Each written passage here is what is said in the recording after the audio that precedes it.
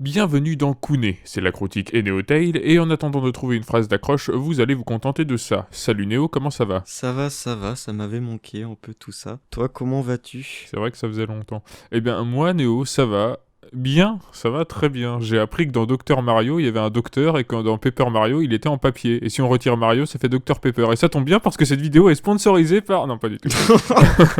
Oh, j'ai eu très peur. Au programme, le bilan de l'année 2021, donc le mien, celui de Néo, et c'est tout parce qu'on est que deux. On va faire un bilan de l'année en règle générale, donc ce qui nous a marqué dans la vie. Je vais vous parler de l'amour. Et après, on reviendra sur les œuvres qui nous ont marqués, qui ont accompagné notre année. Une année pas forcément très facile, je sais pas en ce qui te concerne, mais ne serait-ce qu'avec la Ouais, poursuite de la crise sanitaire, bon... c'était le bordel cette année, j'ai toujours pas compris. Ouais, ouais. Elle est arrivée, puis elle part, et voilà. Donc voilà, est-ce que tu veux dresser un bilan un peu général de... Ouais, niveau œuvre en tout cas, genre je sortais de 2020, ou 2020, je m'étais bouffé quand même 3 giga claques dans la tronche, donc 3 claques qui étaient déjà Beat Saber, avec le monde de la VR que j'ai découvert et c'était énorme. Ensuite, Doom Eternal qui m'a introduit carrément à tous les fast FPS que j'ai bouffé cette année-là. J'ai kiffé Doom. Et surtout, le sanglot des cigales qui, encore aujourd'hui, me marque jour après jour. C'est incroyable ce jeu. Il n'y a pas une journée sans que je ne pense pas à Igarashi. Exactement la même, mon gars. Mais donc voilà, je sortais de cette année-là et 2021, tout de suite, ça a été moins foufou. En même temps, je m'attendais pas à un truc aussi dingue, mais j'ai quand même eu de belles expériences, beaucoup de belles expériences hors jeux vidéo d'ailleurs. J'y reviendrai pendant mon bilan. Mais ouais, année sympathique, je pense. Bah, de mon côté, globalement la même chose, hein, du coup, donc ouais, année un peu foireuse, mais bon, l'année dernière c'était un peu la même, mais en termes de découverte, bah, moins bien que 2020, en même temps 2020, bon, ça a signé la fin d'Igarashi pour moi, ça a signé ma découverte de toute la série des Kingdom Hearts, genre c'était extraordinaire, cette période c'était quoi, mai et juin, je crois, 2020. Ouais, plein de belles découvertes, c'était assez extraordinaire comme année, les films chinois que j'ai pu découvrir, c'était une claque absolue sur plein de films. Ouais, une très belle année 2020 et 2021 a été un peu en deçà bien sûr, mais elle ne démérite pas quand même. Hein. J'ai eu de belles surprises. Bah déjà en termes de livres. Alors bon Néo, du coup toi tu n'as pas de livre dans ta... Ouais, non, j'ai pas de livre cette année. Donc je vais faire ça très vite. Hein. Donc en numéro 3, Le Sorceleur d'Andrei Sapkowski, que j'ai pas fini, le tome 1, hein, que j'ai même pas fini, mais j'ai bien avancé et franchement j'aime beaucoup. Je suis pas du tout un habitué du médiéval fantastique. Là c'est plus de la dark fantasy, donc déjà ça me plaît un petit peu plus parce que c'est assez violent, c'est assez mature, mais pas dans le sens oh regardez il y a du sexe et de la violence, plus dans le sens ça s'adresse, ça tient des propos plus adultes en règle générale et pas juste parce que c'est violent machin tout ça. En numéro 2, encore un cran au-dessus, même plusieurs crans au-dessus, j'ai vraiment adoré les 2 premiers tomes de La Tour Sombre que j'ai commencé cette année, donc de Stephen King. C'était assez fou, le mélange western, futuriste, enfin post-apocalyptique, avec des univers parallèles, tout ça, ça me branche de fou. J'ai très hâte de voir comment ça va s'arranger, parce que pour l'instant, les 2 premiers tomes, c'est vraiment l'univers s'installe, quoi. On a le début et on a la composition de l'équipe dans le tome 2. Maintenant, j'ai très hâte de voir ce que cette équipe va pouvoir accomplir, quoi. Et en numéro 1, j'ai le grand, l'incroyable, en 4 tomes, que je les ai pas tous lus, La Légende Kingdom Hearts, de Georges Grouard, donc de chez les éditions Third, qui revient sur les Kingdom Hearts, tout simplement. C'est extraordinaire. C'est trop bien écrit, c'est passionnant, ça parle de philo, ça parle beaucoup de philo, en fait. J'ai tellement hâte de finir ces livres. C'est un des bouquins qui m'a le plus enthousiasmé, le tome 2, vraiment, c'est extraordinaire. Donc si t'as l'occasion, une fois que t'auras fait les Kingdom Hearts Neo, de lire ce bouquin, fais-le, fonce vraiment, parce que, Je suis du genre à lire les bouquins sur les séries qui m'intéressent, donc y a moyen, ouais. Mais il faut que je fasse les caches avant, donc il y en aura pour quelques années, je pense. Bon, j'en ai fini avec les livres, on peut passer aux albums. Alors Néo, qu'est-ce qui t'a marqué musicalement cette année? Alors, J'ai un peu une piste déjà. je pense que musicalement, j'ai pris ma plus grosse claque de ma vie, là, cette année, donc c'est pour ça que je retiendrai 2021. Mais avant, je vais quand même parler de Nekfeu. Ah, De Nekfeu. J'ai découvert Nekfeu cette année, et putain, je suis tombé amoureux de ces textes. J'aime pas tous ces sons, loin de là. Il y a beaucoup d'ego trip et je me reconnais pas trop là-dedans.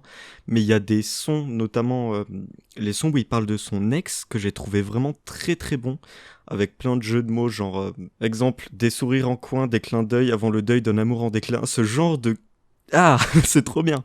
J'adore ce genre de truc, il joue énormément avec les mots. Ces textes sont très riches.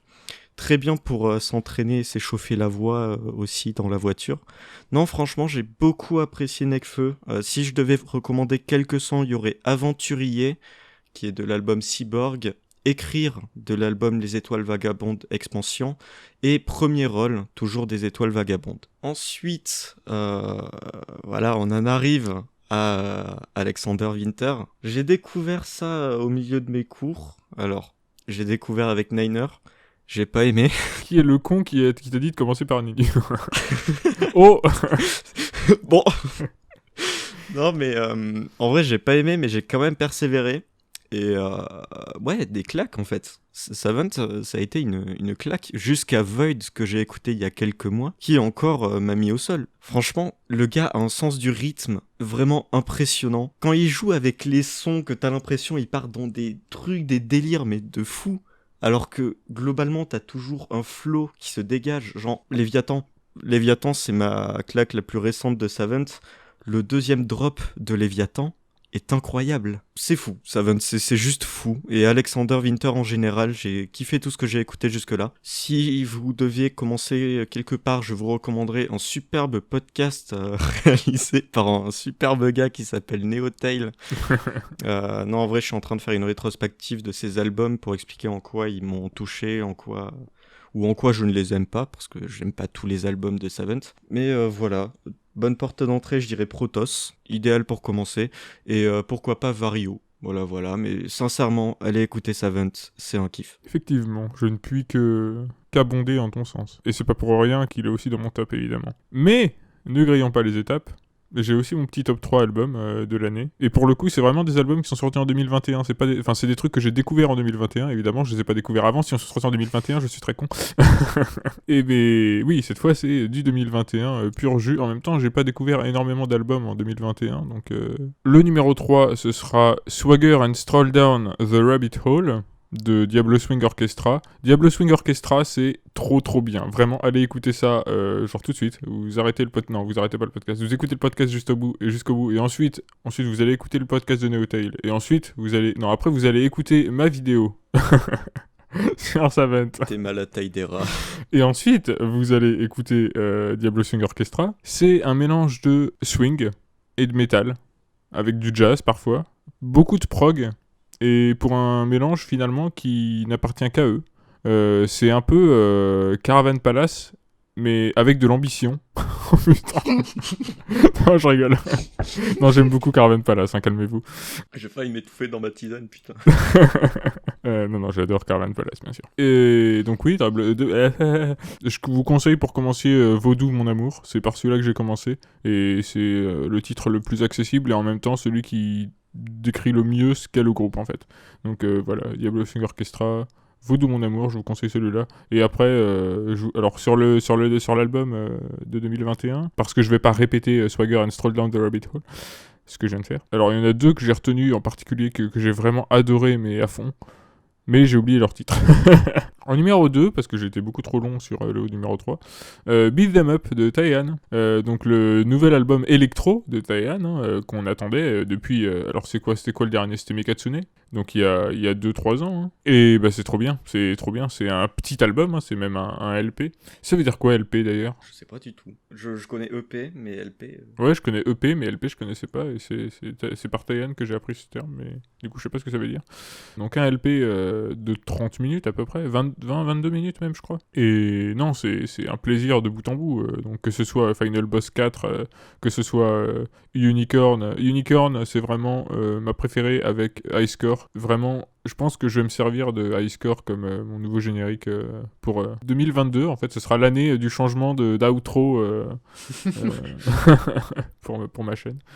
parce que c'était déjà du Taiyan avec Wu, donc pourquoi pas, écoute. Et évidemment, en numéro 1, du coup, Savant, donc Alexander Winter, avec Void DLC, parce qu'il est effectivement sorti en 2021, hein, même si j'ai l'impression que ça fait une éternité qu'il est sorti. Mais c'est parce que j'attends beaucoup trop son prochain album, c'est pour ça. Ouais, c'est crank ça.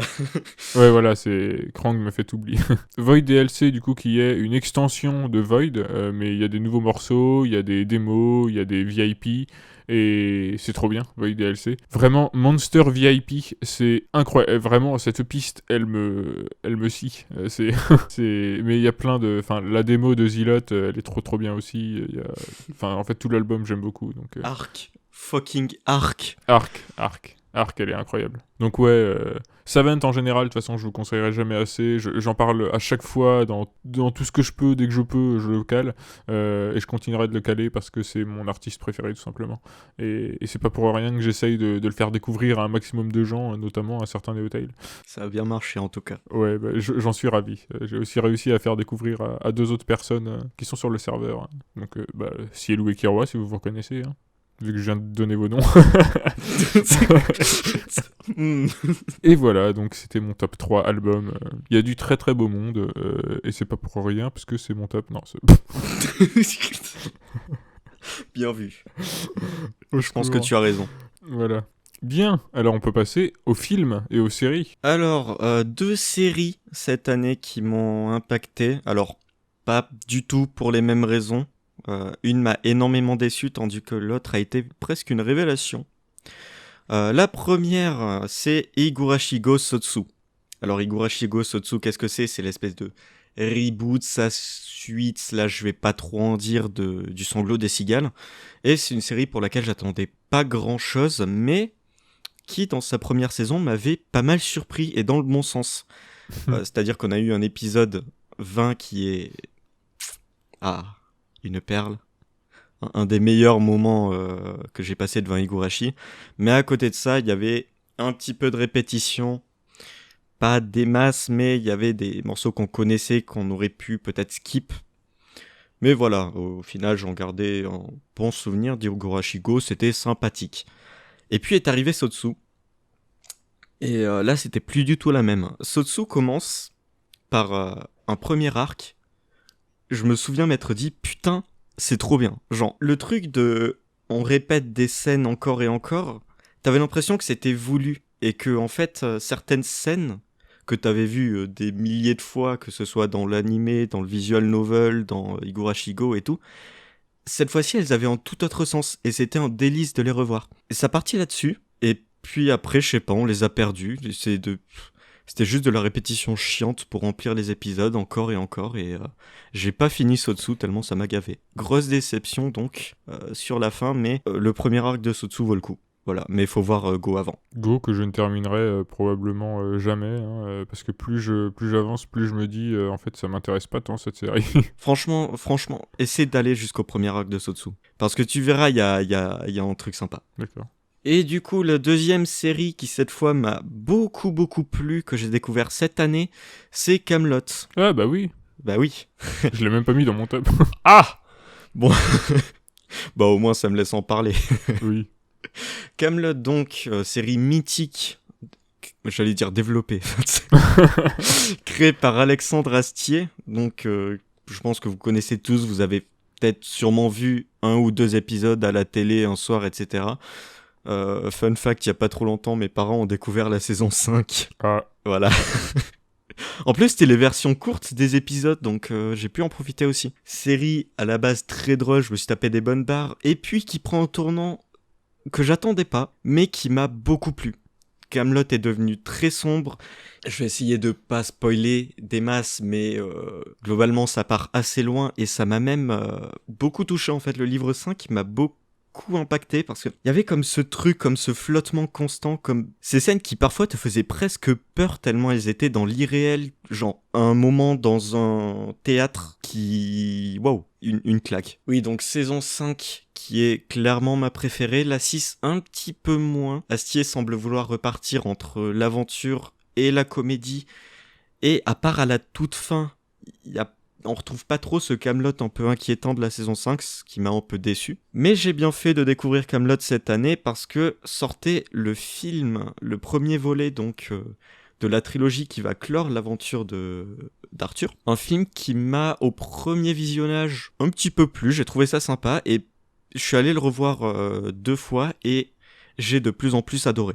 J'avais été un peu déçu par le fait que le Kaamelott un peu sombre n'était plus trop de retour. En fait, à revoir le film, si, il est carrément là. Il est juste plus distillé. Et vu le cliffhanger, je pense que le Kaamelott sombre va revenir et j'en suis très très très content. J'attends le second film avec impatience. Voilà. Bah écoute, tu le sais du coup, mais moi le film m'a beaucoup moins convaincu que toi. À un point où j'ai préféré Shang-Chi. Ça m'a attristé. Ah bah ça arrive, hein. Ok. Mais non, du coup, moi, dans les films et les séries, j'ai pas du tout Kaamelott, même si j'aurais pu mettre la série. Mais à la place, j'ai plutôt les choses suivantes. Savoir en série, numéro 3, les 12 premiers épisodes de Stone Ocean, donc la partie 6 de JoJo's Bizarre Adventure, tout simplement parce que je l'attendais, et parce que c'est pas du tout une déception, j'aime beaucoup. La VF est gratiné, mais alors, délicieux. Il y a que les 12 premiers épisodes, donc j'attends quand même de voir la suite. J'attends surtout de voir comment ils vont faire avec Dragon's Dream, ou je sais plus quoi là. Le pire passage de Jojo, je crois. Celui qui m'a le plus fait chier, mais c'était insupportable. Entre ce passage jusqu'à Bohemian Rhapsody, c'est pour ceux qui voient, moi ça m'a, mais pouah, le passage où il rapetisse enfin la course poursuite où il rapetisse là, ça me... J'ai vraiment pas aimé. Numéro 2. La saison 4 de BoJack Horseman, parce que j'avais jamais vu, et j'ai toujours pas fini BoJack, hein. Mais c'était trop bien. Du coup, je l'ai vu en début d'année, du coup, je me souviens pas du tout d'épisodes en particulier. Mais alors, je me rappelle que c'était vraiment génial. Je me referai la saison 4, parce que je me suis fait toutes les saisons au moins 2 fois. Donc, je verrai une deuxième fois cette saison 4, et puis j'en profiterai pour continuer. Vas-y, pardon. Ouais, j'ai quand même hâte que tu vois la saison 5. Ouais, moi aussi, j'ai très hâte. Franchement, c'est une de mes préférées. C'est l'épisode... Il y a Arcade qui m'a bien saucé avec l'épisode... Oui, sur l'épisode... Justement, l'épisode de l'enterrement. Ouais, il est trop bien, celui-là. Et ma découverte de l'année, qui est très récente, même si la série elle date de 2015, si je ne dis pas de bêtises, c'est la saison 1 de Mr. Robot. Mr. Robot, qui est une série avec Rami Malek, avec, j'ai oublié les nôtres, Christian Slater, je crois qu'il s'appelle. Ça parle de plein de trucs, ça parle de hacking, mais c'est vraiment pas le thème principal, même si c'est enrobé, c'est un enrobage très très présent. Ça parle surtout du moi, en fait. Ça parle de l'identité, tout simplement, voilà. Mais d'une manière très terre-à-terre et à la fois très envolé. Il y a quelque chose avec Mr. Robot qui me fait me dire que... qui me fait me dire que c'est probablement... Ça va devenir une de mes séries préférées, je pense, si ça continue comme ça, parce que la saison 1 est tout bonnement exceptionnelle. La fin de l'épisode 8 est bluffant, parce que du coup, tu revois les premiers épisodes et tu te dis, oui, mais en fait, tout était là devant mes yeux depuis le début. Il y a des trucs sur lesquels il y a des trucs dont on se doute, mais en fait, la série sait que l'on s'en doute. Elle nous dit, non, mais tu t'es cru intelligent, reviens à ta place. Il y a vraiment des moments où la série s'adresse à toi, parce que Elliot, du coup, le personnage principal, se crée un ami imaginaire, et cet ami imaginaire, c'est nous. Ce qui fait qu'il nous parle à nous. Et il y a plusieurs fois où il nous dit, par exemple, moi j'aimerais bien faire comme toi, passer d'une scène à l'autre, comme ça, en un seul cut. Tu dis waouh. un recul sur lui-même qui fait vraiment plaisir à voir, et sur lui-même et sur les séries en général. Donc je vais parler des films maintenant. Les 3 films qui m'ont marqué cette année, c'est... Alors, il y en a un, je sais plus si je l'ai vu cette année ou l'année dernière, mais je crois que je l'ai vu cette année, c'est Les 8 salopards. C'était trop bien, de Quentin Tarantino, du coup. Un western, mais c'est vraiment tous les potards de Tarantino poussés à fond, c'est-à-dire du dialogue, sauf à la fin. Mais sinon, c'est que du dialogue, et c'est trop bien. C'est mon préféré, je pense. Avec... devant Django, je pense. Alors que c'est le chaud et le froid, hein, Django et Les 8 salopards. Parce que Django, c'est celui qui fait le moins Tarantino de tous les Tarantino, je trouve. Je sais pas toi. Enfin, je sais pas si tu as vu les Tarantino. Bah non, je les ai pas vus. Ah, bah écoute, ce serait une belle surprise à découvrir, je pense. Ouais, bah ça... J'avais vu une vidéo de Tin the Panda qui m'avait chauffé. Ah oui. Mais j'ai jamais passé le pas. Go for it, comme disent les jeunes anglophones. Ce qui signifie c'est parti en français. Non, ça veut dire va pour le. Va pour le. Donc voilà, numéro 2, un film que personne ne connaît, qui est sorti en 2014, je crois, ou 2013. C'est The Frame. C'est un film qui parle de film. Genre, c'est 2 personnes qui vont se rencontrer, mais d'une manière très étrange. En gros, t'as une personne, c'est une infirmière mais de terrain quoi, et de l'autre t'as un braqueur. Et ils vont se rencontrer, mais d'une manière vraiment très chelou. Est-ce que je le dis? Parce que, ouais, en vrai, on le comprend dans les 20 premières minutes de film. En gros, ils se rencontrent, mais chacun est une série télévisée pour l'autre. C'est-à-dire qu'ils allument la télé et ils voient la vie de l'autre dans leur télé. Et t'as tout un délire qui va partir de ça, en fait. Et avec, t'as aussi un espèce de bonhomme super bizarre qui fait couler une espèce de bouillie noire, on sait pas ce que c'est, qui se balade un peu partout. T'as des visuels complètement hallucinés. Et surtout, t'as une fin, mais qui est incroyable. Alors, il y a un énorme potentiel.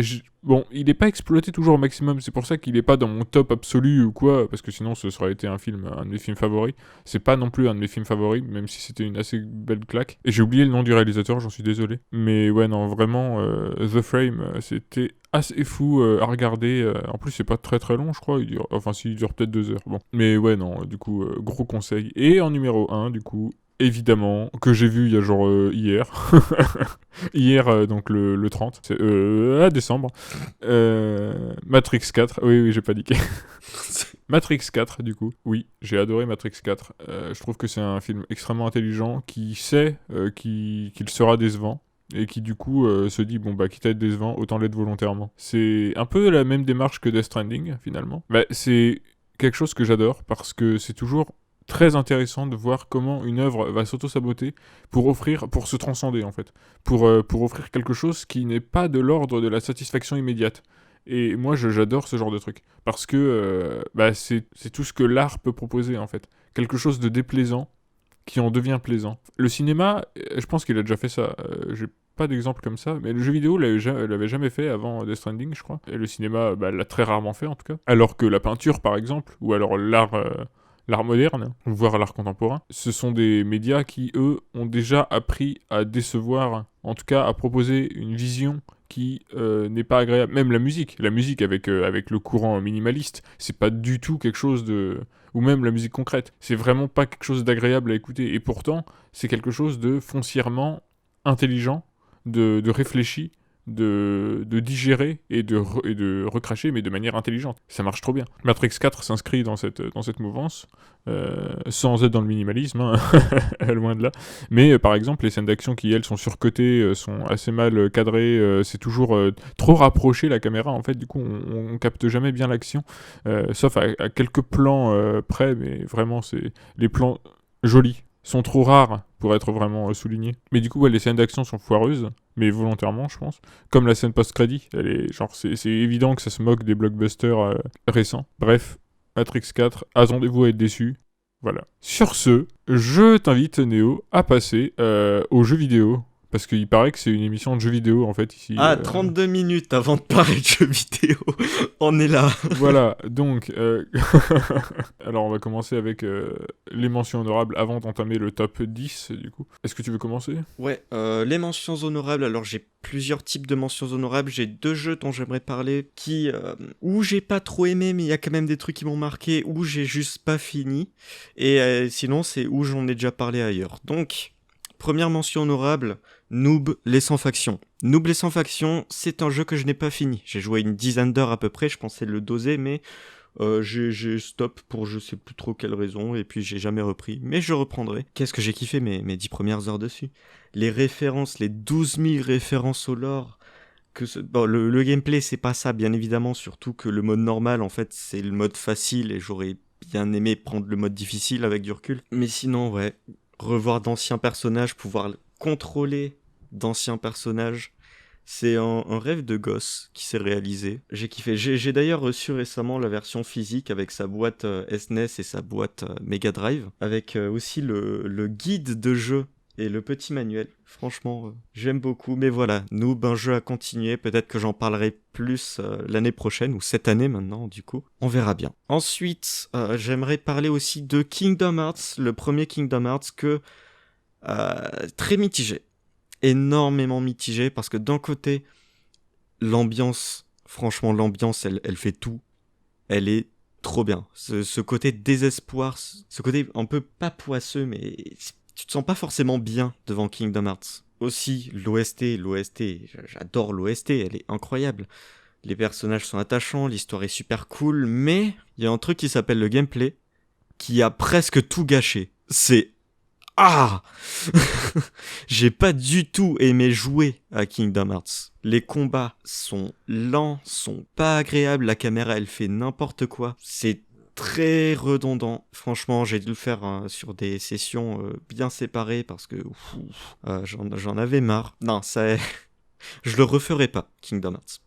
Ou alors en game movie ou un truc comme ça, à la limite, pourquoi pas, en let's play, mais pas en jeu. Et c'est pour ça que j'ai attaqué Rechain of Memories et que je prends extrêmement mon temps dessus parce que j'ai pas envie de câbler. Mais voilà, c'était ma mention honorable un peu salée de cette année. Mais après, voilà, il y a des jeux dont j'aurais bien aimé parler, comme Inglet, mais j'en ai déjà parlé quand on faisait les jeux à la lettre.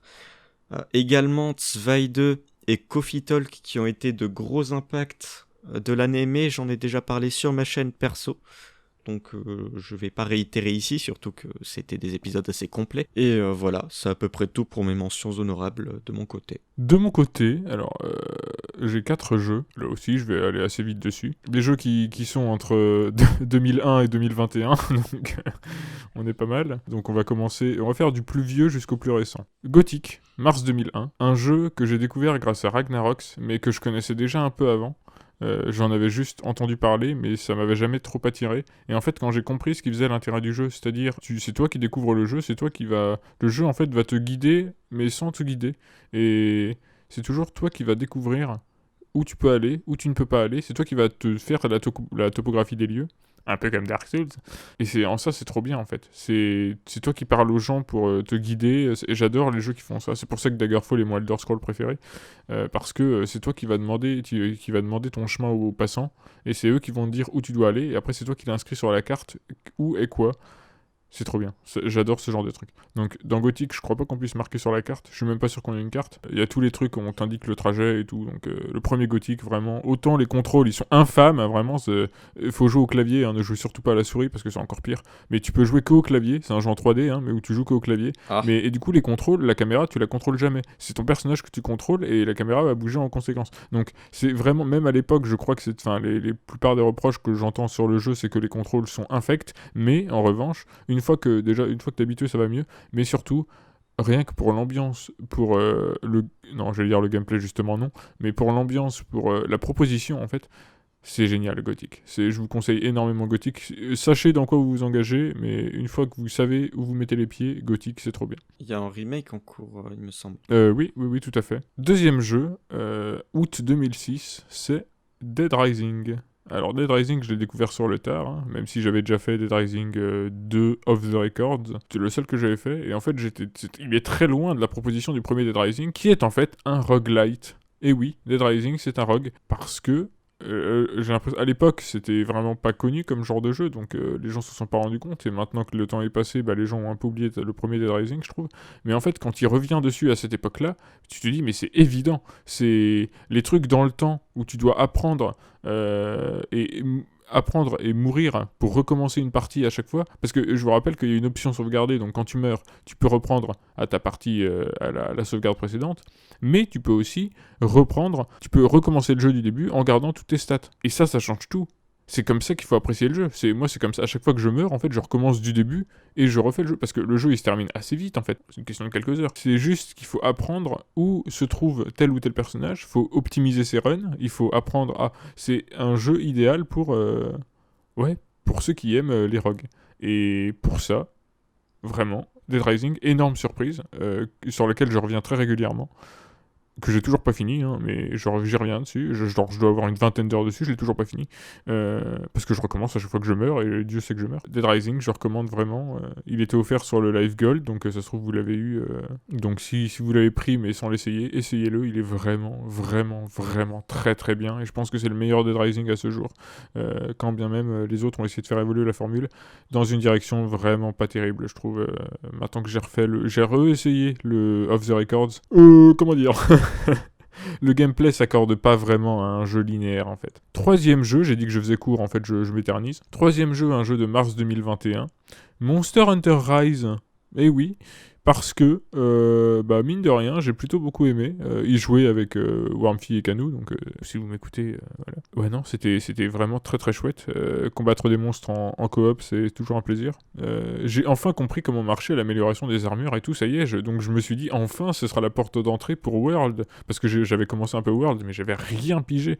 Donc je me dis, ça y est, c'est ma porte d'entrée. Est-ce que je vais pouvoir enfin découvrir World et comprendre? Surtout qu'en plus, du coup, bah, il était dans le programme PS5, enfin PS Plus de la PS5 là, donc. Mais ouais, Monster Hunter Rise, très très chouette. Donc je recommande là aussi, évidemment que je recommande, c'est des mentions honorables. It Takes Two, quatrième jeu, mars 2021, là aussi, un jeu en coop que j'ai fait avec Wormfi, que j'ai pas fini, mais en même temps il est long, hein, et on se rend pas compte, mais il est long. Et c'est trop bien, It Takes Two. C'est autant... Alors, on espère tous les deux, Wormfi et moi, que la fin, ce sera ce qu'on espère que c'est. Est-ce que c'est ce que j'avais énoncé Bah, je quand sais on a... pas, je sais plus ce que tu avais énoncé. Ah. Bon, on se redira en off. Ouais, non, bon, le scénario, il est pas ouf. Il y a juste le docteur, je sais plus comment il s'appelle. Hakim, hein. C'est ça le livre. Collaboration, qui est assez ouf. En fait, au début, il est insupportable, mais en fait, il faut te dire qu'il est horrible ce personnage, mais il est trop drôle. Il y a la scène avec l'éléphant. Je crois que c'est une des scènes qui m'a le plus traumatisé de 2021. J'ai très hâte que tu y arrives, Néo. Ah, rien qu'y repenser, c'est horrible cette scène. Elle est géniale, mais elle est horrible. Et voilà, j'en ai fini de mes mentions honorables. On va pouvoir enfin, après quoi, 40 minutes, un peu plus, 45 minutes. Non, mais c'est cool, tu vois, ça fait quelques mois qu'il n'y a pas eu de Kounet, là on se rattrape. Enfin, le top 10, du coup, le top 10 des jeux qu'on a fait en 2021. Pas forcément des jeux sortis en 2021, évidemment, on le répète. Et donc, commençons sans plus tarder. Vous avez déjà bien assez attendu comme ça. Quand bien même je ne doute pas que vous étiez passionné par tout ce qu'on a raconté jusque-là. Alors Néo, quel est ton numéro 10 ? Numéro 10, un petit peu de contexte. J'ai chopé une PS5. J'ai chopé une PS5 et du coup j'ai pu jouer à pas mal de jeux. Hein. J'ai chopé il y a un mois donc j'en ai pas fini beaucoup, mais le jeu auquel j'ai le plus joué jusqu'ici, pour un numéro 10, il s'appelle WRC10. WRC10, donc, qu'est-ce que c'est ? C'est un jeu de rallye développé par, je ne sais plus quel est le nom du studio. Kiloton ? Je crois, ouais. Bon, je sais, bon.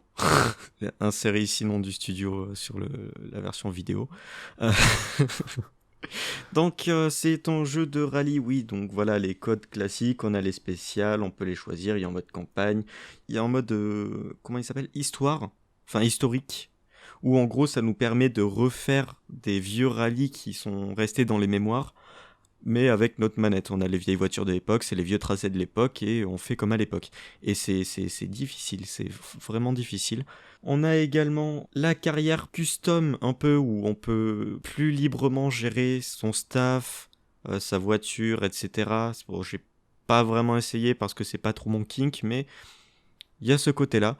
Mais surtout, si je retiens WRC10, c'est parce que c'est le mélange parfait entre arcade et simulation. C'est un truc qu'a toujours eu la série WRC depuis le 7, c'est d'être à la fois très exigeante, mais à la fois tout le monde peut y jouer. Et ça, c'est clairement le jeu qui a ramené tout le monde sur le canapé. Dans ma famille, on joue tous à WRC10. Et c'est un plaisir de jouer un jeu comme ça à plusieurs. Parce que étant donné qu'on n'a qu'une manette, parce que le split screen c'est pas bien fun dans un jeu de rallye. Non, là c'est chacun son tour, et ça nous permet aussi déjà de se foutre de la gueule de l'autre quand il se prend un mur, mais aussi de parler de tout et de rien. Et c'est ça que j'aime énormément dans ces jeux-là, c'est que c'est une très bonne occasion de parler, en fait, WRC. Mais par contre, le jeu a quelques soucis. Je me disais, ouais, il y a énormément de contenu, mais il y a énormément de réutilisation aussi. Et ça, c'est un peu dommage. Il n'y a pas tant de pistes par rapport aux autres jeux. Également, la physique, bon, quand tu fais 3 backflips avec ta bagnole pour un caillou, bon, tu vois que c'est pas ça. Et j'ai eu aussi quelques crashs. Ouais, c'est drôle ça. Oui, ça, c'est rigolo, ça. Mais surtout, la grosse blague, c'est que j'ai eu 3 crashs dans la même journée et j'en ai jamais eu après. Et c'est forcément quand quelqu'un devait aller découvrir la puissance de la PS5 chez moi. Par contre, avec la manette PS5, c'est super. Déjà, dès que tu te prends un mur, tu l'entends dans le haut-parleur de la manette, donc ça te fait sursauter à chaque fois. Mais aussi, t'as les gâchettes adaptatives qui font vraiment bien le taf. Genre le frein, tu le sens bien. Mais voilà, WRC10, si vous aimez les jeux de rallye, franchement, foncez. Si vous aimez pas, Bon, je vois pas pourquoi vous lanceriez là-dedans, mais ouais, attendez les promos. Je l'ai à 30 €, à 30 € il vaut le coup, mais pas plus. Très bien. Eh bien, mon numéro 10, c'est un jeu de 2011, donc il y a plus de 10 ans. C'est un jeu de... Alors attends, je suis en train de... Attends, je vais vérifier avant de dire de la merde. Est-ce que c'est bien un jeu de Shinji Mikami? Oui, c'est ça. Donc c'est un jeu conçu notamment par Shinji Mikami, mais aussi par Goichi Suda, enfin Suda Goichi.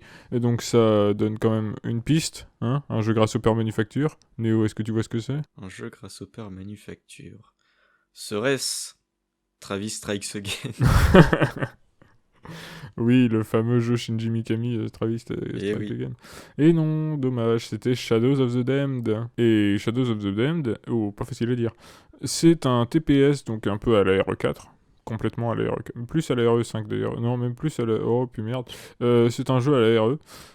Mais avec l'univers complètement barré de Goichi Suda, du coup, en général. Ça veut rien dire ce que je viens de dire. Mais avec l'univers complètement barré de Goichi Suda en plus, par-dessus, en peinture de couches. Non, putain, mais je vais fermer ma gueule un peu. Un TPS donc un peu horrifique sur les bords, assez glauque, mais très joli, je trouve, qui est complètement taré, mais surtout dans l'esthétique, plus que dans le gameplay, parce que dans le gameplay il reste assez classique. Il y a plusieurs phases qui changent un peu, mais c'est jamais très fou, c'est pas un jeu extraordinaire en règle générale, hein, de toute façon, Shadows of the Damned, mais je l'aime beaucoup parce que il est complètement fou comme jeu. Et puis moi j'aime bien les jeux dans ce que j'appelle l'excès maladroit. Donc c'est exactement, on est complètement là-dedans. Il est dans l'excès mais il est assez maladroit. C'est un jeu qui va pas toujours au bout de ses idées, qui est pas toujours très abouti, mais franchement c'est trop bien, hein, Shadows of the Damned, c'est juste... On dirait que je bafouille à chaque fois que je le dis, c'est trop drôle. Ouais, non, voilà, je vous conseille Shadows of the Damned.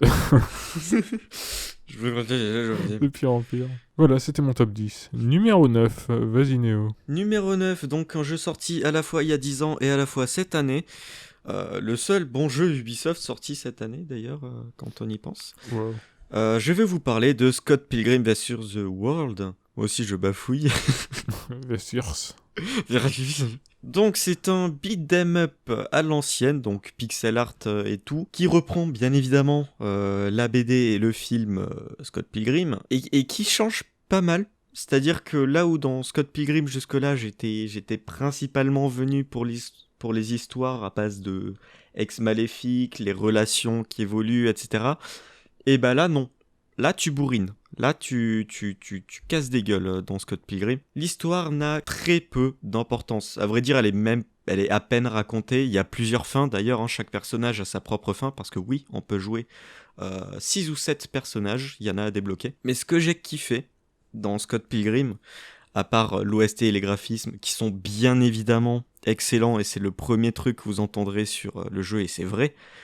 Non, ce que j'ai vraiment kiffé, c'est que Scott Pilgrim veut être un jeu à l'ancienne et il le fait. Scott Pilgrim, c'est un jeu qui a des cheat codes qui ne vous pénalisent pas. C'est un jeu où tu vas devoir aller dans la rue, faire rouler 3 fois, faire 2 sauts, et pour gagner 200 pièces qui viennent de nulle part. Tu dois le finir avec tous les persos pour débloquer d'autres persos complètement barrés. C'est pas ce genre de truc où paye tes DLC ou voilà. Non, pas du tout. C'est même un jeu qui peut jouer en coop local à l'ancienne.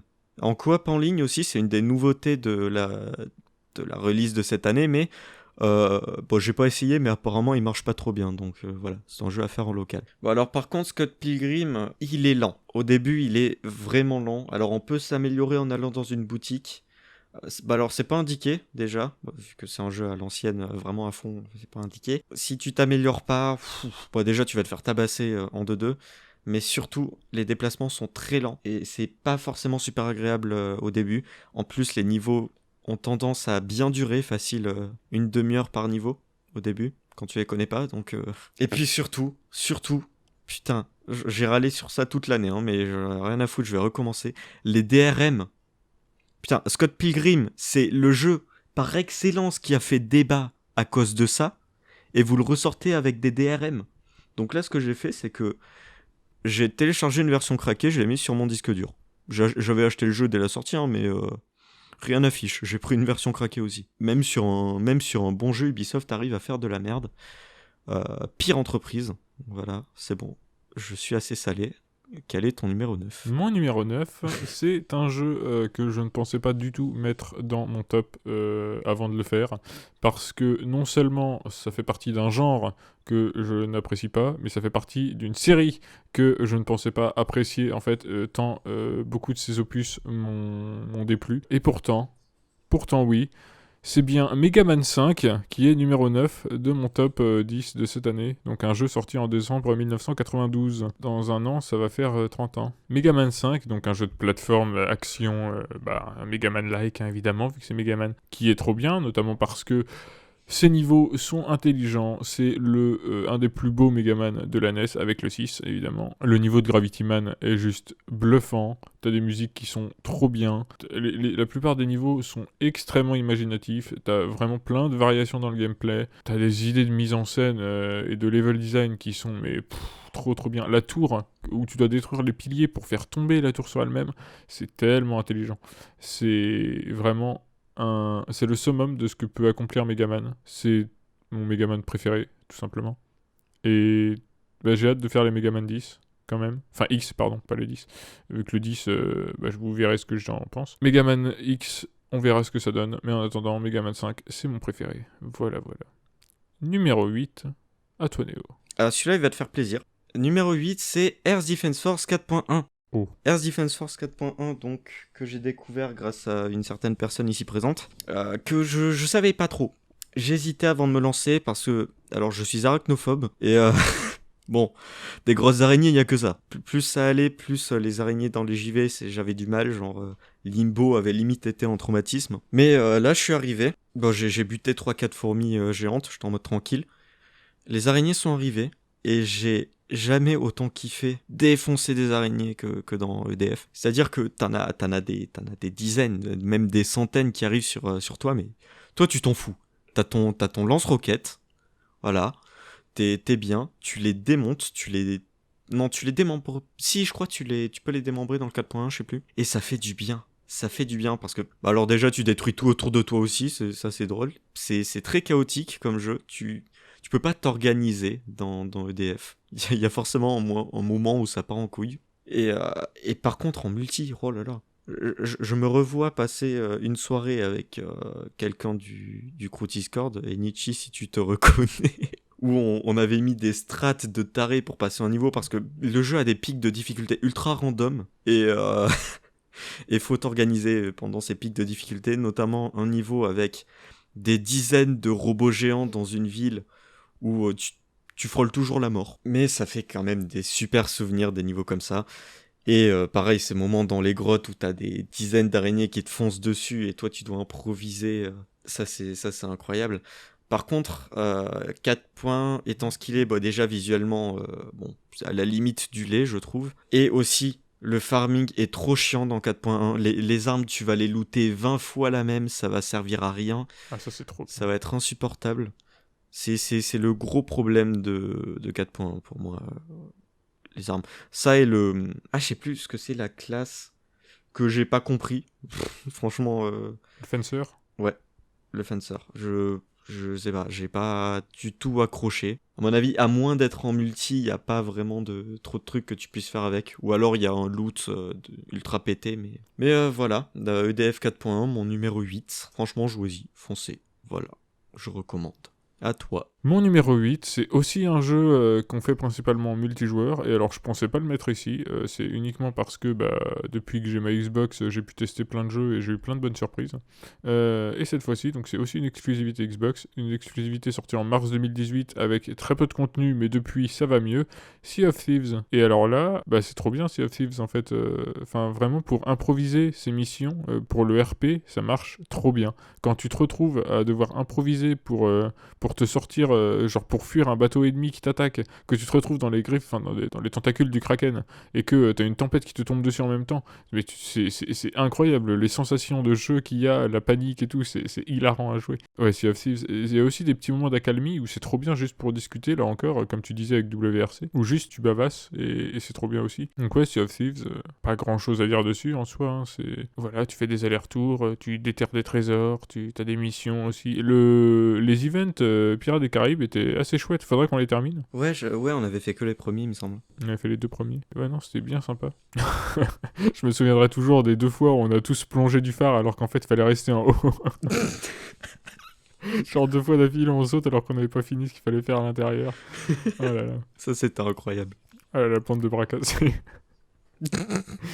Ouais, non, de très bons souvenirs sur Sea of Thieves. Je pense que c'est un des jeux multi que je commence à aimer le plus. Toujours pas devant Payday 2, parce qu'il faut pas déconner, mais ouais, vraiment, trop trop bien, Sea of Thieves. Voilà, numéro 7. Numéro 7, c'est Detention. Detention, c'est quoi? C'est un point and click d'horreur. Alors, faut savoir que cette année, je reviendrai un peu plus là-dessus plus tard, mais je me suis beaucoup intéressé au genre du jeu d'horreur. Et du coup, Detention, ça a été un jeu qui est arrivé. Je savais pas trop dans quoi je me lançais. Je savais qu'il y avait une vidéo de l'Arme Ultime dessus. Donc je me suis dit, vas-y, on va tester. Et j'ai une amie qui a voulu regarder. Donc j'ai fait ce jeu à 2. Comprenez par là, j'ai peut-être un peu moins flippé qu'il le faudrait. Et c'est quelque chose qui me semble assez important à souligner parce que les premiers instants, j'étais pas bien du tout. J'étais vraiment genre à l'aide. Ce jeu va me trauma, surtout quand tu croises le premier monstre qui t'introduit au système de respiration. En fait, quand tu passes à côté des monstres, il faut que tu respires plus. T'arrêtes de respirer, donc ça se fait avec le clic droit. Et tu marches à côté, sauf que ce à quoi j'avais pas réfléchi, c'est que au bout d'un moment, tu peux plus te retenir. Et donc t'es obligé de lâcher. Et le perso, il lâche sans que tu fasses quoi que ce soit. Et donc, le monstre à côté, bah, il était à 3 cm, donc il s'est mis à hurler de toutes ses forces. Je me suis pissé dessus. Il fallait que je cours pour ma vie. Mais donc voilà, ça c'était la grosse frousse que m'a foutu le jeu. Et c'était dans les 20 premières minutes.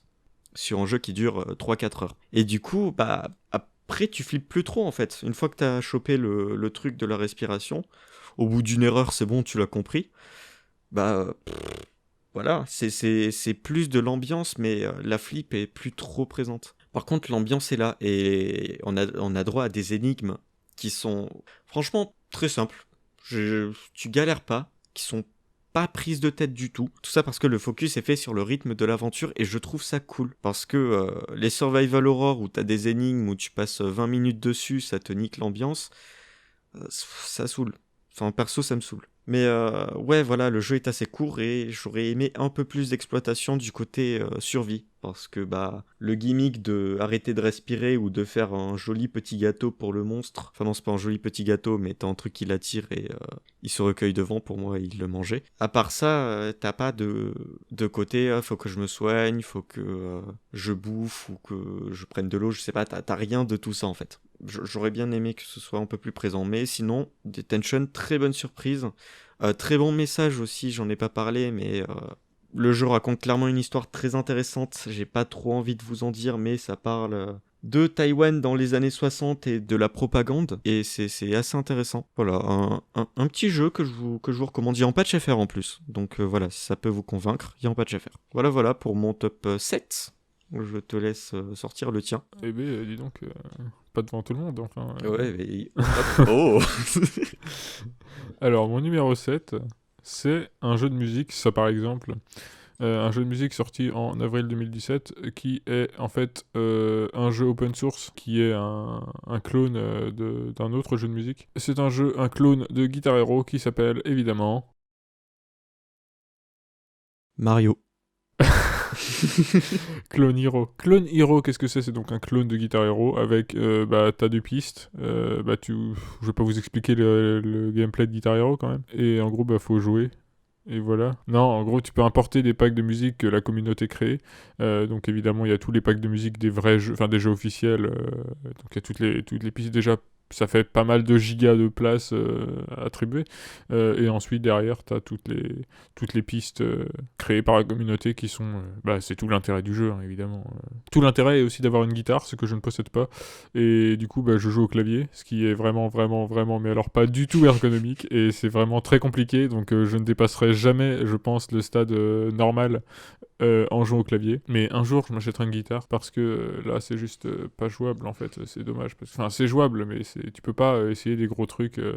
Je Je suis sûr qu'on peut en plus. Je suis sûr que si, en fait, on peut. Mais bon, c'est pas mon niveau. Je ne suis pas un surhumain. La vraie question, c'est ça sera quoi ta priorité? Guitare ou tapis? Tapis, parce que c'est moins cher. Donc voilà, Clone Hero, Guitar Hero, mais sur PC, et avec toutes les musiques que vous voulez, ou presque.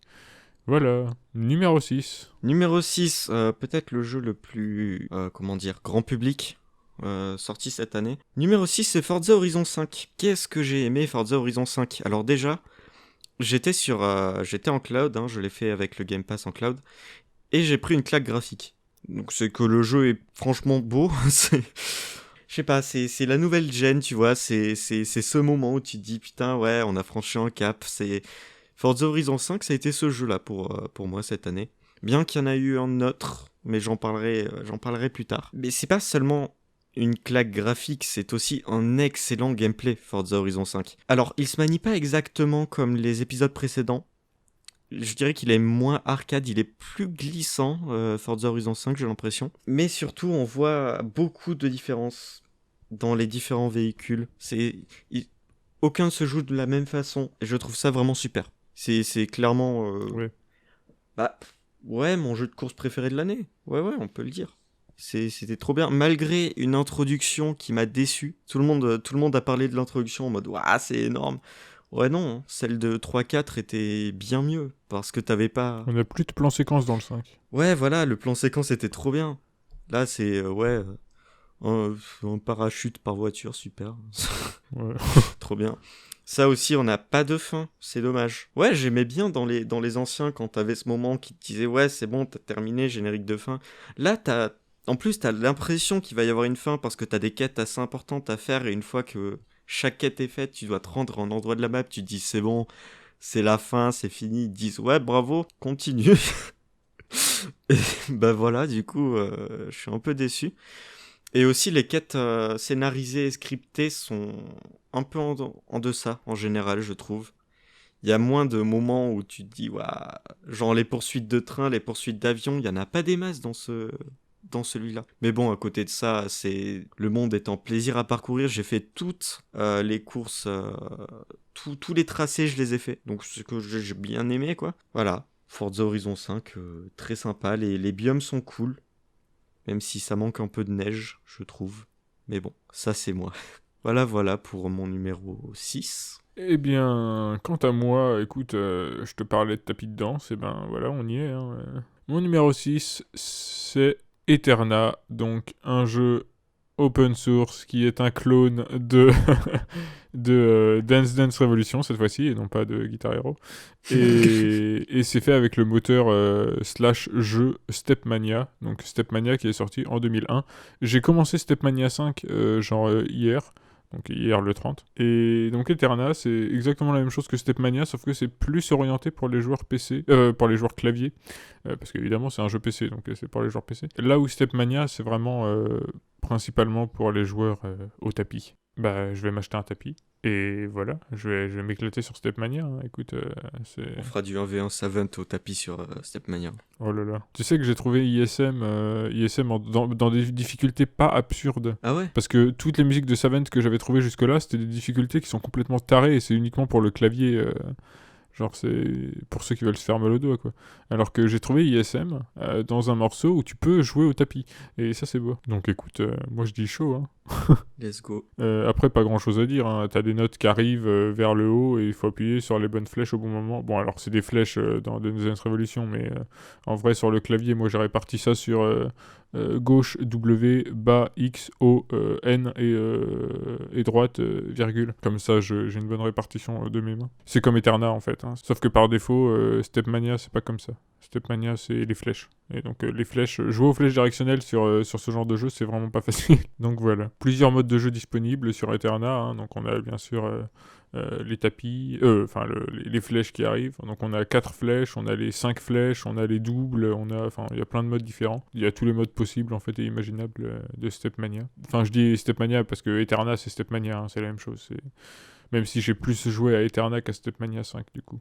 Vu qu'Eterna, je dois bien avoir 30 heures dessus. Mais donc voilà, un jeu de musique, encore une fois, et fort sympathique. Un jeu PC.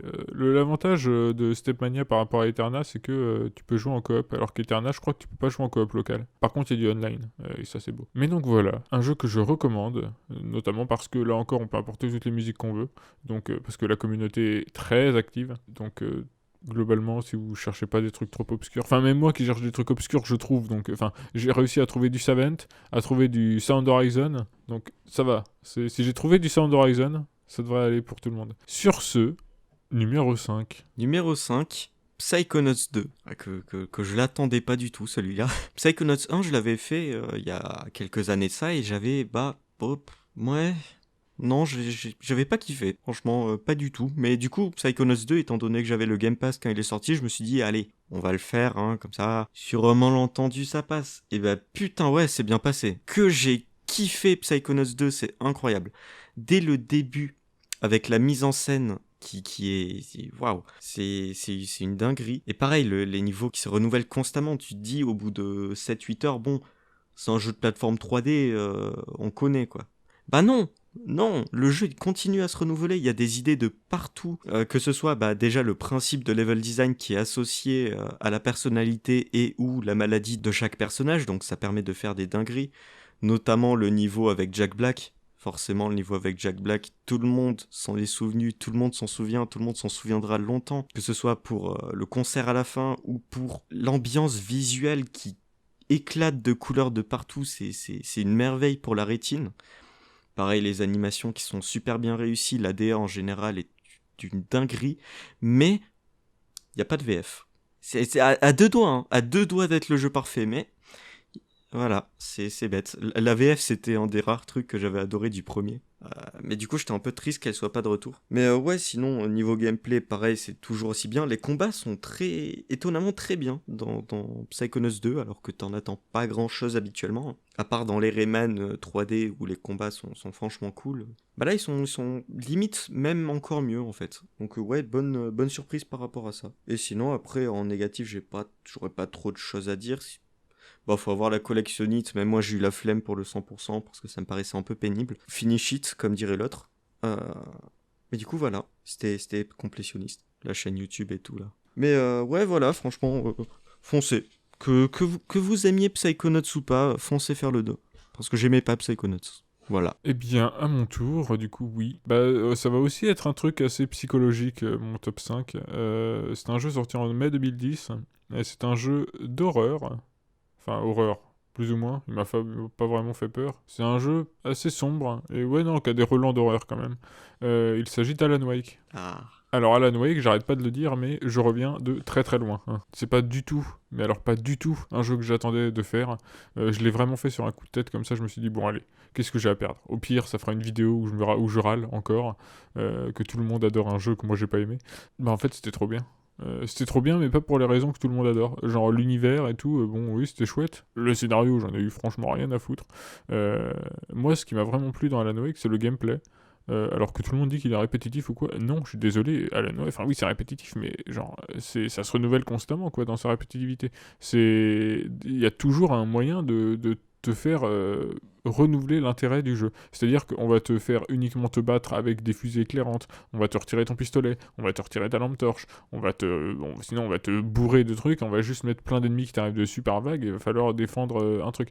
Et je dis pas que tout se vaut, mais je dis que si, je suis désolé, enfin c'est pas répétitif comme, je sais pas, d'autres jeux, j'ai pas de jeux en tête, mais comme d'autres jeux sont eux répétitifs, vraiment fondamentalement quoi. Ubisoft. Oui.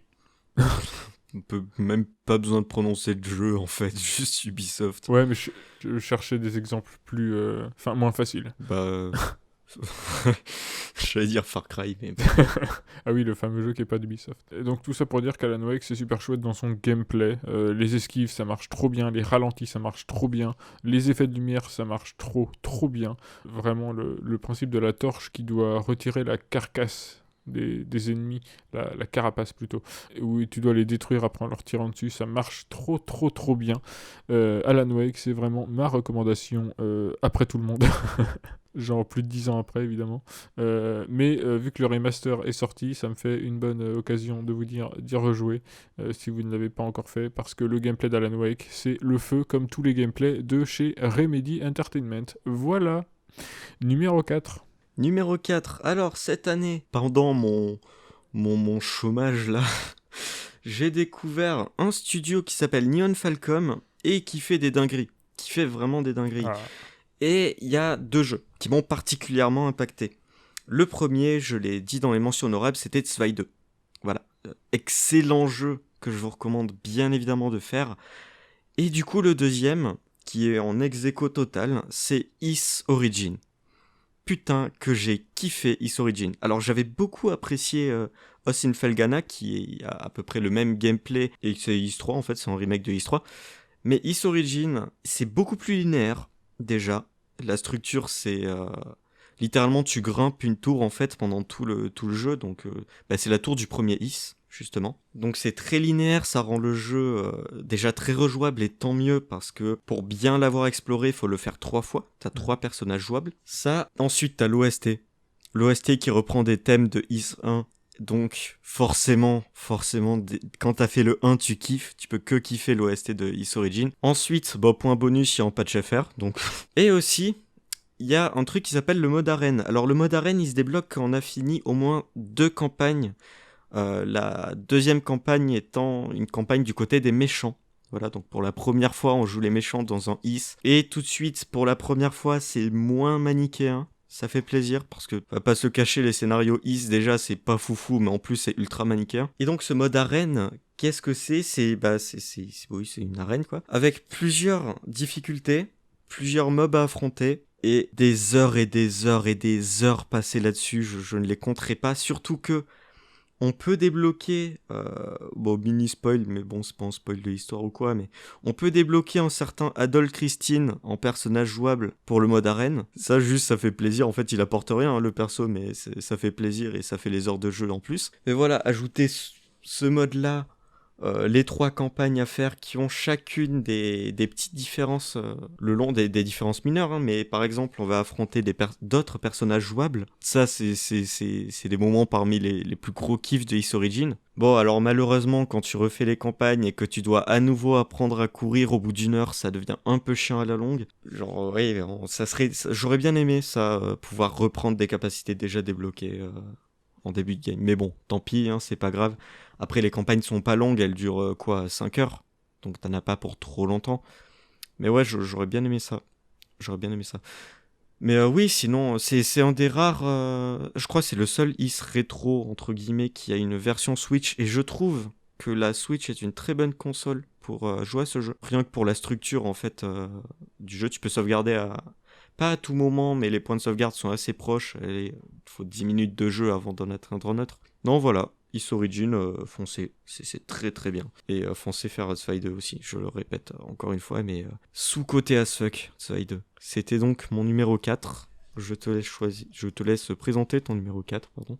Alors mon numéro 4, encore une fois, c'est pas du tout un jeu que j'attendais à retrouver dans mon top. Et pourtant, c'est un jeu avec un budget faramineux, un jeu qui me fait peur, de par tout ce qu'il a engendré, de par tout ce qu'il a provoqué, et surtout parce que c'est un jeu qui déborde d'ambition, et c'est les jeux avec autant d'ambition et autant de moyens, moi ça me fait peur.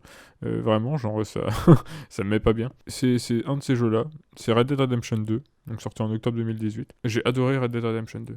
Je l'ai pas du tout fini, mais alors pour ce que j'en ai fait, que ce soit en solo ou en multi, ça marche trop bien. C'est-à-dire que l'intérêt principal du jeu, c'est clairement son ambiance, c'est son univers, c'est les balades, juste marcher, se balader et tout, ou juste faire les cons avec des amis, ça marche trop bien. Dès que le jeu prend les rênes, dès qu'il installe son scénario, les personnages sont super intéressants en solo, mais les missions, elles, sont extrêmement linéaires, c'est pas très agréable, les fusillades sont nulles, mais alors nulles, donc tout n'est pas parfait dans ce jeu, mais là où c'est parfait, c'est dans juste dans la marche, par exemple, dans les balades, dans juste se promener, c'est fantastique, que ce soit tout seul ou à plusieurs. Et Néo, tu ne me contrediras pas, je pense. Ah ça oui, ça... C'est assez fantastique de se balader dans Red Dead Redemption 2, et c'est pour ça que je retiendrai ce jeu, c'est pour ça qu'il est dans mon top aujourd'hui. Et ce n'est pas pour tout le reste, parce que le reste, j'en ai un peu rien à foutre, ou alors le jeu, je le trouve assez détestable dans comment il traite le fait d'être un jeu vidéo, en fait. Et donc, comment il exploite les... Comment il traite ses développeurs. Ouais, voilà, c'est ça, comment il exploite derrière toutes les personnes qui contribuent à créer une œuvre. Voilà, donc numéro 4, c'était Red Dead Redemption 2. Numéro 3, quel est ton numéro 3, Néo ? Alors, on entre dans le top 3 avec un jeu... Ah, c'est... Bon, imagine tu mets un Super Mario Maker dans un top... un Super Mario Maker qui n'a pas de niveau inclus, qui n'a rien d'inclus en fait, qui est juste un éditeur, mais sur lequel t'as passé tellement d'heures et t'as tellement kiffé ta vie que tu t'es obligé de le recommander en fait.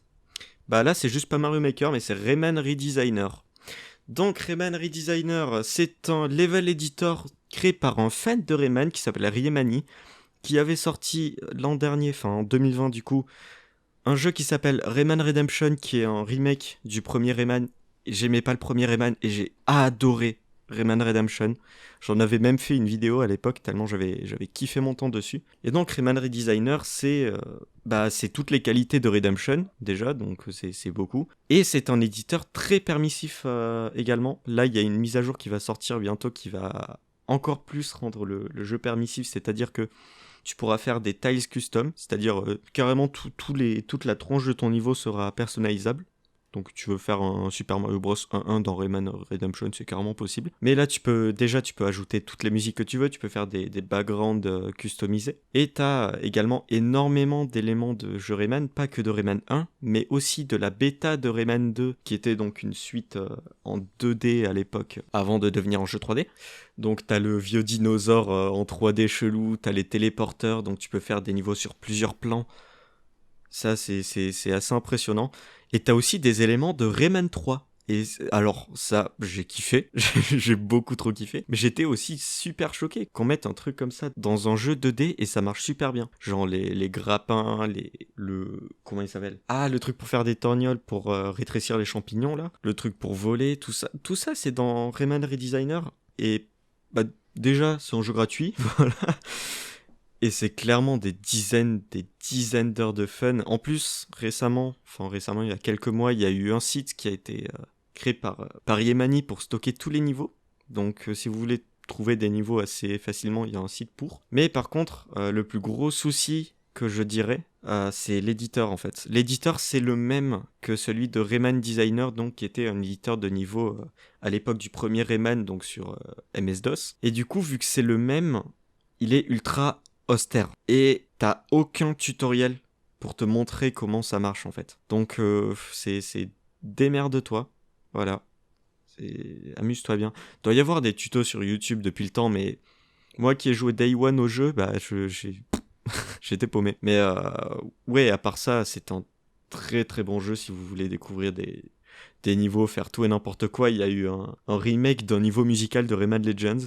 J'ai trouvé ça assez incroyable. Voilà. Rayman Redesigner, si vous êtes fan de Rayman, ratez pas ça les gars, ratez pas ça. On n'a pas de jeu Rayman depuis des années, mais c'est pas grave, on a Riemani. C'était mon top 3.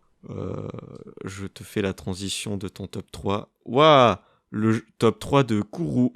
Merci. J'ai cru que t'allais faire Wario. Waouh.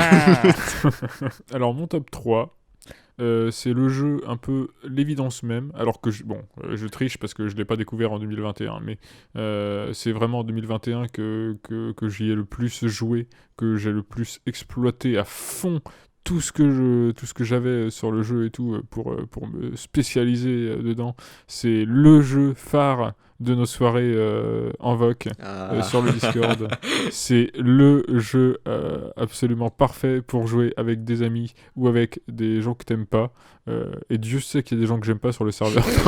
Et c'est Scribble.io. Scribble.io est sorti en mars 2018. Enfin, 2018, ça me paraît assez tard, hein, mais c'est la seule date que j'ai trouvée. On va dire mars 2018. Hein.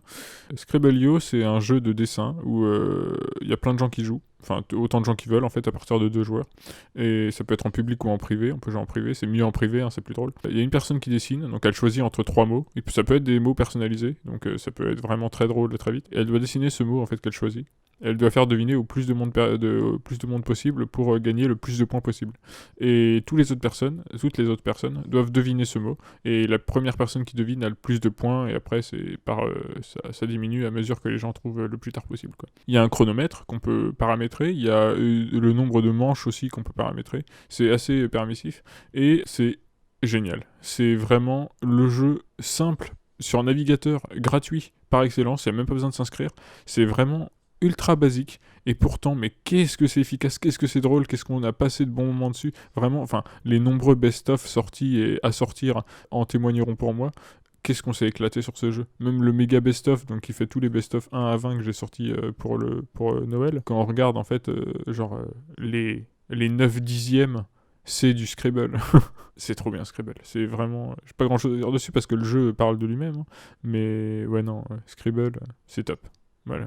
C'est top. 3. Numéro 2. Allez, numéro 2. Numéro 2, un jeu que j'attendais et que j'attendais plus. Et qui est sorti, j'ai fait bon, allez, on va le prendre. En plus, j'ai une PS5, ça sera l'occasion de... Voilà. Je pensais que ça allait être un jeu de plateforme, c'était pas du tout ça. Et je suis tellement content que ça ait pas du tout été ça. Kena Bridge of Spirits. Pah, quel jeu, quel jeu. Que j'ai adoré Kena, que je l'ai 100%, et ça m'a fait chier de le 100% d'en avoir déjà fini, parce que j'ai envie de le recommencer. C'est un jeu que j'ai envie de recommencer, de re-100% derrière. Tellement j'ai adoré. Alors, déjà, bien évidemment, si tout le monde a parlé de Kena, c'était pour une chose, la claque graphique, et sur un écran 4K HDR, pouah. C'est un cliché qu'on sort souvent quand on voit un jeu un peu beau, et je vais le ressortir, mais là, j'ai vraiment eu cette sensation d'être devant un vrai film d'animation. C'était super beau, les panoramas, la tronche des personnages, même les expressions faciales, tu sens que c'est un studio d'animation qui a fait ça, tu le sens vraiment. Bah, c'était les gars qui avaient fait le fan film sur Majora's Mask qui a marqué une génération. T'as même l'ambiance en fait de ce fan film qui revient, t'as même les masques qui sont au centre de l'histoire. Et donc ouais, le ton de l'histoire, c'est pas du tout un truc mignon. T'as des moments clairement mignons, les rots, ils sont trop cute. T'as envie d'en avoir 10 peluches sur ton lit, mais c'est aussi un jeu qui sait être très sombre et très touchant. Je pense notamment à chaque fin des gros boss du jeu. C'est un moment assez émouvant entre deux personnages qui se retrouvent. C'est super cool, c'est super chouette. Et t'as presque la larme qui se verse à la fin du jeu, à la toute fin, la dernière cinématique. Et j'étais content de voir ça, de voir autant d'émotions devant un jeu. Et autant de tension aussi, parce que t'as les moments de balade sympas avec l'environnement super beau et tout. Puis t'as les combats où tout s'assombrit. Et des fois, t'en chies sur les combats. Alors, non, c'est pas du Miyazaki-like, faut arrêter. Mais c'est quand même très chaud, très exigeant. Et j'ai encore des traumatismes de soirées passées à me dire, oh, ça va être tranquille, puis arriver devant un boss et faire, ah. Notamment le premier boss majeur qui... Bah, qui te fait un majeur. Voilà, exactement ça. Bon, après, le jeu a quelques soucis, notamment les environnements, aussi beaux soient-ils, ne se renouvellent pas. C'est toujours les mêmes environnements et je trouve ça un peu dommage. T'as des grottes des fois de temps en temps qui essaient de varier le truc, mais sinon c'est toujours même plaine verdâtre avec des maisons autour. Et je trouve dommage parce que vers la fin du jeu, t'as un environnement enneigé, mais t'y passes 10 minutes. Et il y a un moment où tu vois... t'as une cutscene où t'as un village en feu. Enfin, c'est pas une cutscene, c'est un léger instant de jeu très court où t'as une toute autre palette de couleurs qui marche tout aussi bien mais qui ne sera jamais exploitée. Je trouve ça dommage. Également, la monnaie du jeu, ça j'ai pas compris l'intérêt en fait. T'as deux monnaies entre guillemets. Une quand tu bats des monstres qui te permet d'acheter des améliorations, où t'as très vite toutes les améliorations du jeu, du coup t'as de la monnaie d'amélioration à plus en savoir quoi faire. Mais à côté de ça, t'as la monnaie que tu récoltes en faisant des petites actions, en ouvrant des coffres, des trucs comme ça. Ah oui. Et cette monnaie-là, elle ne sert qu'à acheter des chapeaux. Des chapeaux pour tes petits rots. Et le problème quand t'as la complétionnite et que tu veux acheter tous les chapeaux, c'est que Tu vas devoir passer des heures et des heures et des heures et des heures à chercher trois vieux fragments. Ouais, c'est des fragments. Tu vas devoir chercher trois vieux fragments à droite, à gauche. Ça va prendre des plombes. Tout ça pour acheter des chapeaux que tu t'en fous parce que tu les utilises jamais. C'est juste que t'as la complétionnite et du coup tu te détestes. Bah, c'est chiant en fait. c'est chiant. Les chapeaux, c'est un truc que j'ai pas fini. Voilà. Enfin, flemme. Puis en plus, enfin, t'as pas de succès quand. Heureusement, t'as pas de succès quand tu les as tous achetés, donc ça va. Et aussi, le gros défaut de Kena, je pense, c'est la caméra pendant les combats, qui est vraiment pas toujours au top, loin de là. Et je trouve ça dommage parce qu'on était à deux doigts d'avoir des combats parfaits, parce qu'en plus, t'as en moveset l'utilisation des rots qui te fait faire du micro-management. Ouais. Genre, est-ce que je me soigne ou est-ce que je dépense des rots dans une attaque ultra dévastatrice? Plein de petits choix comme ça qui rendent le combat super riche, mais eh ben, la caméra est pas folle. Tu sais ce que ça me rappelle, ça? Le micromanagement, tu sais ce que ça me rappelle? Doom Eternal. Non. Rise, Son of Rome. J'ai pas fait Rise. Parce qu'il m'intéresse pas, déjà. Et qu'apparemment, il est pas fou. Bah, c'est un jeu Crytek, quoi. Ah oui. Donc c'est très très beau, mais c'est très très chiant. Mais ouais, franchement, Kena, si vous avez l'occasion de le faire, foncez. Hein. Quel que soit votre profil de joueur, je pense que vous pouvez kiffer Kena. Voilà. En plus, le monde est super. C'est du linéaire ouvert qui n'a pas de minimap. Ça, c'est très bien. Enfin, quel que soit votre profil de joueur, sauf si vous vous appelez la Croûtique, hein, je préviens. Ouais, mais ça, c'est parce que le jeu a planté et que t'as ragé. Non? Ah oui, si, oui, il y a eu ça. Mais ça va, j'ai réussi à récupérer ma sauvegarde. Ah. Et du coup, pourquoi t'as pas continué? Parce qu'il y a un boss qui m'énerve, avec la cause de la caméra, justement. Ah oui. Bah après, tu peux, au pire, tu peux baisser la difficulté. Ouais, je ferai peut-être ça. Bon, et ben, quant à mon top 2, bah écoute, c'est probablement un de mes jeux préférés de la saga dont il est issu. Un jeu qui n'est jamais sorti de par chez nous, pourtant, mais que j'ai réussi à récupérer en import en physique. Et oui, je l'ai en boîte. J'ai même les deux en boîte. Il s'agit bien sûr de Yakuza Kenzan, sorti en mars 2008. Moi, je dis c'est beau parce que je crois que c'est le tout premier jeu dont on est parlé dans Kune. C'est vrai, c'est vrai. C'est beau. Waouh. Donc Yakuza Kenzan, qui est un jeu Yakuza, waouh, enfin Ryuga Gotoku, donc du Ryuga Gotoku Studio, qui se passe à l'ère, et donc cette fois, je ne me trompe pas, ça se passe à l'ère Edo. Et c'est bien à l'ère Edo, parce que j'avais confondu l'ère Edo et l'ère Meiji avant, mais sauf que non, du coup. C'est Ryuga Gotoku Ishin se passe à l'ère Meiji. Enfin, au début de l'ère Meiji, et l'autre, c'est le début de l'ère Edo. C'est entre la période, entre l'ère Sengoku et l'ère Edo, en fait, la transition entre les deux. Donc en 1600, si je ne dis pas de bêtises, avec la bataille de Sekigahara, si je ne dis pas de bêtises. Ça se trouve, je raconte n'importe quoi, mais je crois que c'est ça. Et on y suit. Alors, comment il s'appelle? Musashi Miyamoto, je crois. Enfin, Miyamoto Musashi. Qui est en fait Kiryu Kazuma, mais. Enfin, c'est Kiryu quelque chose Kazuma. Ou alors Kazuma quelque chose Kiryu. Je sais plus quoi exactement, mais à chaque fois, en fait, les noms sont les mêmes, mais ils changent un tout petit peu. Et du coup, c'est très drôle parce que ça fait une ref aux opus principaux. Bon, le gameplay, c'est pas ça. Hein, c'est pas trop ça, en tout cas. C'est assez bateau. C'est pas pire que Yakuza 3. C'est pas pire que Yakuza 1 et 2, en fait. Mais c'est pas ouf non plus. C'est juste le gameplay aux deux sabres, en fait, quand tu peux te battre aux deux sabres, ça marche bien. Enfin, au sabre et au tanto. Et c'est très efficace. Mais sinon, c'est pas extraordinaire à jouer. C'est surtout dans son scénario, en fait, que le jeu explose et devient incroyable. Mais vraiment, il est extraordinaire, ce jeu. Les sentiments qu'il va te provoquer, genre, j'ai rarement vécu ça devant un jeu, et même devant Yakuza, hein, c'est extraordinaire. C'est vraiment, t'as des scènes qui sont d'une intensité folle. Quand il traverse le pont avec Majima, je veux pas trop en dire, mais ouais, non, c'est extraordinaire. Vraiment, Ryuga Gotoku Kenzan, c'est une énorme surprise et c'est extraordinaire. J'ai tellement hâte de faire Ishin. J'attends de finir d'écrire mon en gros sur Kenzan avant de faire Ishin, parce que je veux pas être influencé. Et peut-être écrire la critique aussi. Mais ouais, non, c'est magique. C'est magique en fait. Et c'est que le numéro 2. Parce que le numéro 1, bah, je le dirai après Néo. Numéro 1, Néo. Numéro 1, ma plus grosse claque de l'année que j'ai pris en tout début d'année. C'est un peu le seum. Quel jeu? Je parle d'un classique de la PlayStation 2. Un jeu qui a fait toute une génération de jeux d'horreur. Voilà, je pense que tu vois de quoi je vais parler. Je pense que je vois, oui. Un jeu que ce soit son OST, que ce soit ses visuels, sa dimension, ses lectures, c'est Silent Hill 2. Silent Hill 2, voilà. C'est un jeu insane. Alors je l'ai fait dans sa version PC modée, la Extended, je crois que c'est la Director's Cut, je sais plus comment elle s'appelle, mais c'est un très bon mode, et je vous recommande de faire Silent Hill 2 comme ça, si vous avez pas envie de le faire en émulation du moins.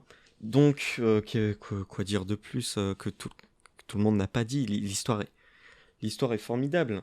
L'histoire est formidable. Et quand tu vois tous les indices qui ont été laissés, quand tu vois à quel point chaque lieu, chaque moment, raconte quelque chose, j'en perds mes mots. Sa dimension psychologique est incroyable. Vraiment, j'ai pas envie d'en dire trop parce que y en a peut-être qui ont toujours pas fait le jeu. Et si vous avez du mal au début, c'est normal parce que tout le génie, il vous vient à la toute fin via une seule cinématique. Hein. Une cinématique devant un écran. Et là, tu te souviens de tout ce que t'as fait, tout ce que t'as traversé. Et tu te dis, putain, quel jeu incroyable, quelle claque. Et encore, tu refais le jeu et là tu te dis, ok. Ouais, quand tu refais le jeu encore plus, mais déjà devant la certaine cinématique, c'est... Ouais. Voilà. Un des plot twists les plus fous que j'ai jamais vécu devant un jeu vidéo. Je dis un des parce que y a eu le tome 8 d'Higurashi, je pense pas qu'on puisse faire plus impactant, tu vois. Oui, là c'est... Mais ouais, voilà, bon après Silent Hill 2, si je devais poser 2-3 problèmes. Le gameplay aujourd'hui, au début, c'est un peu difficile de s'y mettre. C'est des tank control. Bon, ils sont assez souples. C'est pas non plus Silent Hill 1 tiers, parce que là, c'est vraiment le camion Silent Hill 1. Mais ouais, peut y avoir peut-être un peu de difficulté à s'y mettre, mais forcé, je peux que vous le recommander. Aussi, l'extension. Bah, je l'ai pas trouvé folle, l'extension, en fait. Genre l'histoire annexe qui était incluse dans la version Xbox. On peut très facilement s'en passer, on va pas se le cacher. Et puis aussi, bon, c'est pas un défaut à proprement parler du jeu, mais après Silent Hill 2, bon, la licence n'a pas été la même, quoi. Elle n'a pas été aussi qualitative. Le 3, ça va. Bon, il a du potentiel raté, le 3, je trouve. Le 4, il m'a fait câbler, je l'ai rage quit. Et après, bon, ce que j'en ai entendu, c'est pas... Downpour est pas mal apparemment. Apparemment, Downpour et Shattered Memories sont pas mal. Ouais, Shattered Memories, il est incroyable. Putain, oui, c'est vrai, évidemment. Ah oui, Shattered Memories, je pense que c'est mon préféré. Avec le 2, bien sûr. Il est incroyable. Bah, je verrai pour faire le Shattered Memories. Bah, je me suis déjà fait spoiler de ce qu'il raconte. Ouais, mais t'inquiète, c'est... Mais ouais. Voilà mon top 1 de l'année, qui est un jeu de 2001. Le jeu à 20 ans, le jeu à mon âge. Waouh. Énorme. Faites Silent Hill 2. Je te laisse enchaîner avec ton top 1, ton jeu ultime de l'année 2021. Ah, je me casse la gueule. Oui, alors... Eh bien, mon top 1, c'est vraiment, je l'ai pas du tout vu arriver. Genre, c'est la surprise de la fin de l'année. Vraiment, j'ai fait chier tout le monde sur mon Discord avec ça. Genre, au moment où je l'ai commencé, je me suis dit, c'est quand même vachement bien, en fait. Et puis plus j'avançais, plus je me disais, mais non, mais en fait, c'est vraiment vachement bien. Et plus j'avançais, plus je me disais, ok, bah top 1 de mon top 10 de l'année, en fait. Enfin, jeu de l'année, GOTY, tout ce que tu veux. C'est extraordinaire comme jeu. C'est vraiment, je l'ai pas du tout vu venir, mais c'est la résurgence d'un style de jeu auquel je n'avais pas joué depuis très longtemps et qui me fait extrêmement plaisir. Je veux bien sûr parler d'un jeu de juin 2020, Desperados 3. Oh, d'accord, oh, carrément, ok. Ah ouais. C'est trop bien Desperados 3. Enfin, je le voyais vraiment pas venir. Alors que je replace un peu le contexte. Je suis un énorme fan de jeux d'infiltration. C'est pour ça que Metal Gear Solid V m'a autant marqué, notamment, mais aussi pour son propos évidemment. Mais je veux dire, dans son gameplay, c'est un tout qui m'a marqué dans Metal Gear Solid V, et l'infiltration en faisait clairement partie. J'ai commencé à jouer aux jeux vidéo, notamment avec pas du tout Silent Hill, avec Splinter Cell, qui est aussi une de mes premières claques de jeux vidéo en termes de gameplay. Je me rappelle que j'ai passé des heures sur le premier, sur Pandora Tomorrow, sur Chaos Theory, beaucoup moins sur Blacklist, et alors j'ai pas joué à conviction, mais même celui sur PSP j'y ai joué, c'est dire, Essentials là, qui était vraiment pas bien. Enfin, c'est la caméra en fait qui rendait le tout vraiment pas agréable. Sinon, c'était plutôt chouette. Donc j'adore l'infiltration. Et depuis longtemps, j'avais envie d'essayer un jeu qui s'appelle Shadow Tactics. Shadow Tactics, en fait, je pensais que c'était un jeu tactique, mais en fait non. C'est un jeu d'infiltration, mais tactique, en temps réel. Je pensais que c'était du STR, moi, mais pas du tout. Ça se rapproche plus d'un immersive sim à mon sens. Il y a vraiment une composante d'infiltration extrêmement importante. Et c'est pour ça que pour moi, c'est complètement des jeux d'infiltration malgré tout. Donc Shadow Tactics, que je n'ai jamais fait, j'ai juste fait la démo il y a pas longtemps là du coup. Et ayant fait la démo, je me suis dit, tiens, voyons voir ce que les développeurs ont fait d'autre.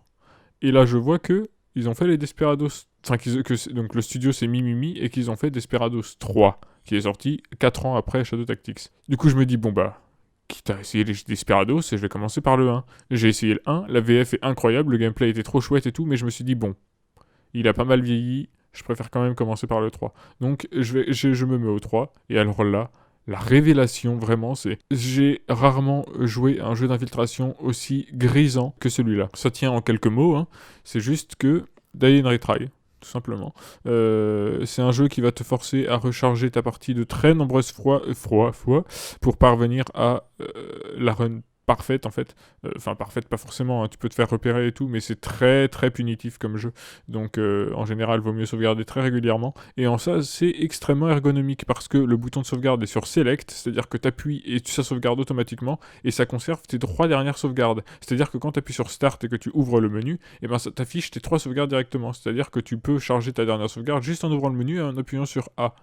Donc ça déjà, c'est hyper permissif. Par-dessus le marché, le meilleur dans tout ça, c'est que à la manette, les personnages, tu les contrôles directement, alors qu'à la souris, tu contrôles, tu les diriges, tu cliques pour qu'ils se rendent à un point donné. Et vraiment, le gameplay manette, je le trouve trop bien. Il y a quelques problèmes de collision et tout ça, mais sinon, à part ça, c'est trop bien, ça se joue trop bien à la manette, vraiment. Il y a juste la caméra où tu appuies sur R2 pour la contrôler, qui est un peu bizarre au début, tu te dis, bon, ok, c'est chelou, mais une fois que tu as saisi, en fait, ça marche très bien aussi.